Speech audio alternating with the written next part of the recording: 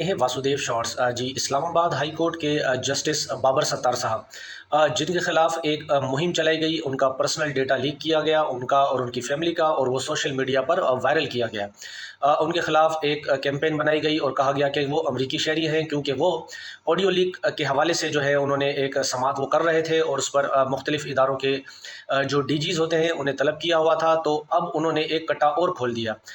Islamabad high court के justice Babar Sattar का एक ख़त है, उनका जो एक हिस्सा है वो मंजर आम पर आया है। उन्होंने आमिर फारूक साहब जो कि chief justice Islamabad high court हैं उनको लिखा, और वो कहते हैं कि मिलिट्री इस्टेब्लिशमेंट के एक टॉप ऑफिशियल की जानिब से मुझे डायरेक्ट रब्ता किया गया और कहा गया कि आप पीछे हट जाएँ। यानी सर्विलेंस का जो हमारा तरीक़ेकार है, उसकी जो आप सिक्योरिटी कर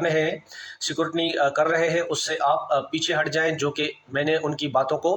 कान नहीं लगाए और अपना काम जारी रखा। यानी काज़ी फ़ायज़ा साहब तो ये कहते हैं कि मेरे टर्नओवर में कोई किसी किस्म की मुदाखलत नहीं, अदलिया में